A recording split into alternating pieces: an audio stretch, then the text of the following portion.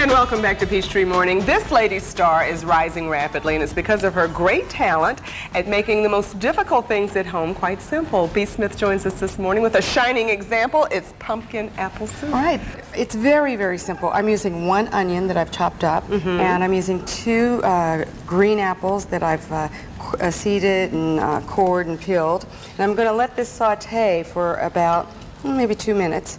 And I already got it going there. Now tell me again, what kind of apples these are? Granny Smith apples. Granny Smith. Is that, do you prefer that? I prefer it for this particular dish. And when you think about apples, each apple has a different flavor or taste, so it's all going to make your dish, taste different. But I prefer the Granny Smiths for this.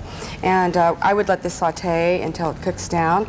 And then what I would do, and because we don't have a lot of time, and I really want to chat too, and I do have the finished product over there, I would do 2 tablespoons of flour to give it a little body. Okay. We'll saute this and just keep it going here. And then add a very rich chicken stock. You could add a vegetable stock if you like, if you want to keep it a vegetarian dish. But I like the chicken stock because I like the flavor. And it's really nice, the savoriness of the chicken to the sweetness of the apples and the pumpkin. You could also make this with sweet potatoes if you want to. Yams. That's a thought. Yeah.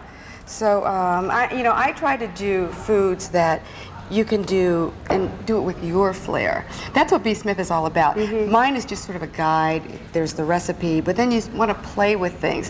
When I was growing up, my mother taught me how to cook, and that's how I got in the business, because my mother, my grandmother, and my mother set a beautiful table. Thanksgiving was her meal. For the family. Everybody came over at Thanksgiving, that was her meal. Now I'm going to put in 3 cups of pureed pumpkin. And as I said again, you could use sweet potato, yams, and it would also be a wonderful Now, sweet potatoes, wouldn't that make it even sweeter, or? Well, you might want to adjust the flavor because sometimes, but basically sweet potatoes are really sweet because we add brown sugar to them. That's what happens with those sweet potatoes. But again, I'm cooking this in, I would have really let this cook down a lot more.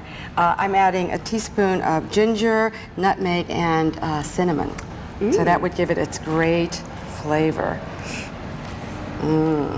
Now, how did you come up? You have a new book, right? Rituals and Celebrations. Exactly. And this is in that book. And it's in the book in October. The book is a calendar year of events, and I give you menus, recipes, beautiful tabletops to teach you how to set the table and make it look good. Food should taste good. It should be presented beautifully.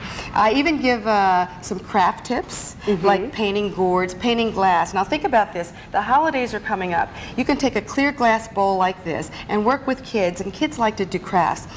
They could either take their fingers, put it in the paint, and you buy the paint at a craft store, and it's for painted glass. Put their fingers around it like that, make an impression, and then sign to Grandma.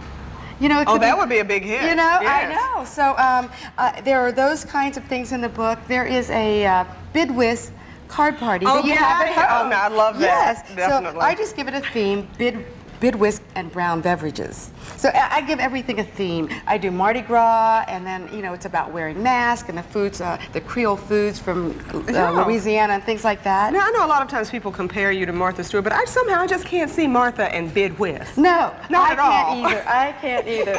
And you know what? I also have a romantic dinner for 2. I don't really see Martha like that either. No, not at all. Now you also have this fantastic magazine. I was just thumbing through it earlier, B. Smith Style. This is the premiere issue. Right. And you have some celebrities in here. Julia Roberts, Chris Rock talks about his Christmas. They're reflecting on their Christmas, and what I really like about what's in here is I have a full Thanksgiving meal, and I do a marinated turkey in there, and show everybody the greens. Oh, the greens. It's just a new version, my version of the greens, if you can see that. Yeah. Can you see this?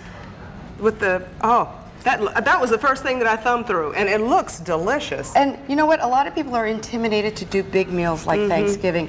In the magazine, I did a bake-ahead mashed potato so that you could start preparing a few things in advance so that you don't not get overwhelmed. Yeah, right, definitely. Now can we take a look at our finished product? All right, I just do want to mention that I thin it with a little apple juice, and then I add, just to give it a little creamy texture, a half a cup of half and half, and of course you could use something a little lighter if you wanted to.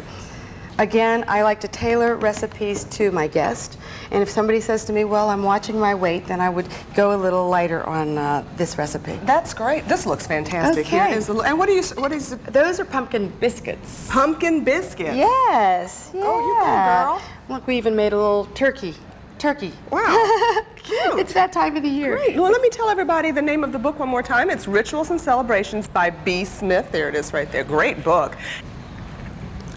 That is delicious. Thank you. That is wonderful. B, it's such a pleasure to meet you. Well, nice meeting you. Please come back. I will. I like your Since you have home friends here. in Atlanta I do, anyway. yeah. Thanks so much.